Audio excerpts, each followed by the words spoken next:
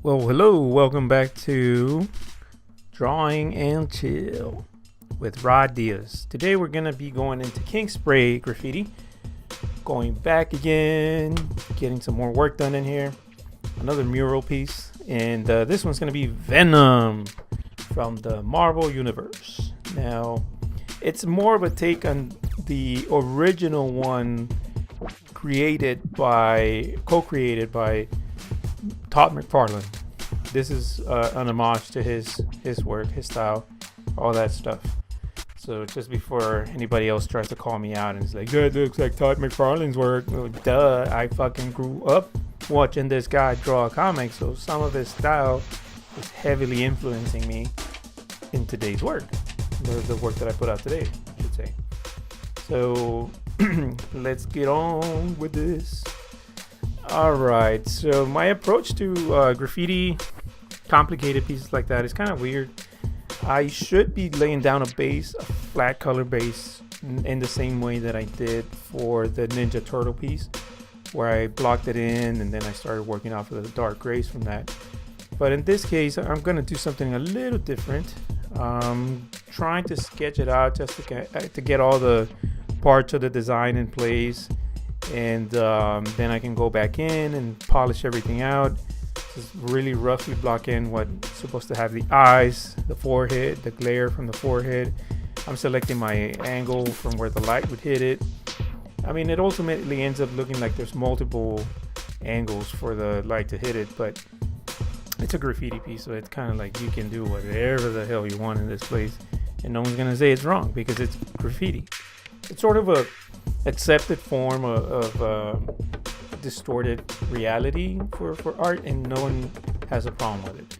I mean, if you look at all the lettering that's out there, it's wow. One of my friends is excellent at doing that type of font or lettering work. Whew.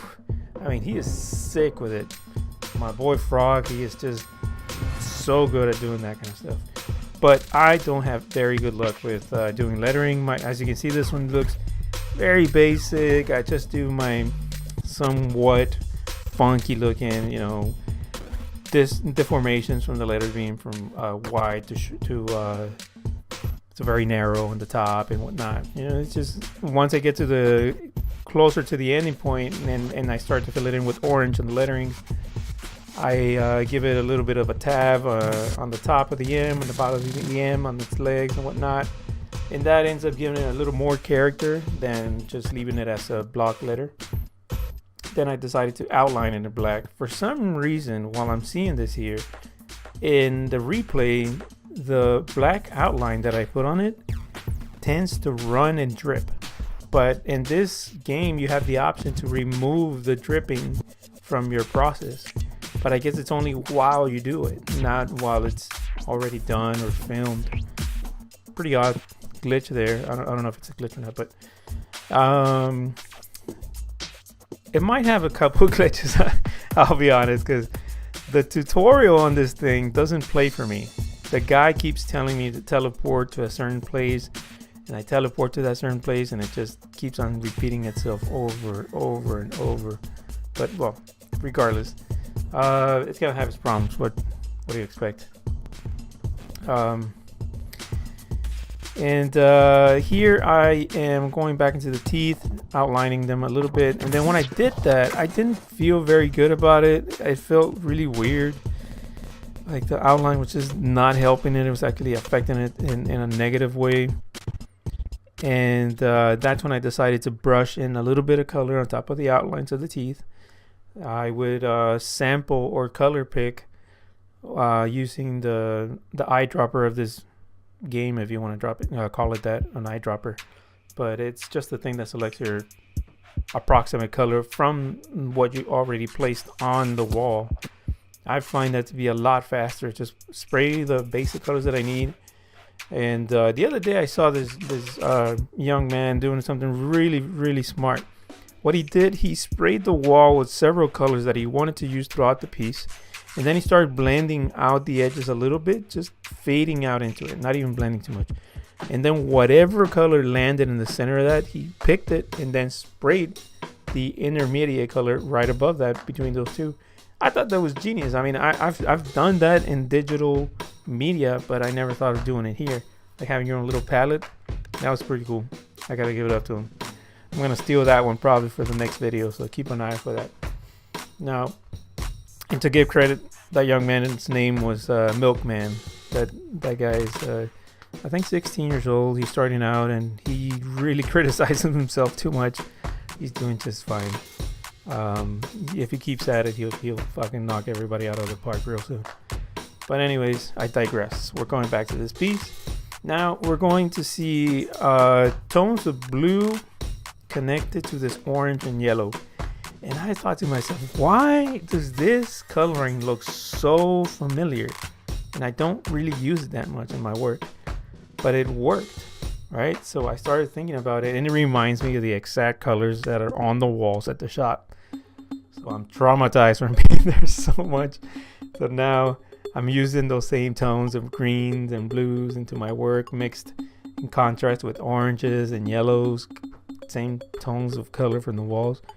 But anyways, once I realized that, I wanted to break that up, and I decided to do more of an indigo blue around the bottom of the letters, making it somewhat of a cast shadow, but not really. It's just another shadow of the form of the bottom of the letters, and it looked pretty good. I gotta admit, this one really jumped out at me with that blue. I'm really digging it, so I'm probably gonna bring that back and keep repeating that little process again. Now this is another one of my favorite parts here. I decided to do a webbing with a fat tip and then go back into it with a little bit of the blues, just sampling around the head, and then re-outlining a little bit with white on the very dome of the outline of the head. And it looked just cool. I mean, it really looked cool. For a graffiti piece, I'm getting really surprised with what I can get away with doing. It's really, really fun, and it teaches me a lot of things that I didn't realize that I knew as far as color building, stacking.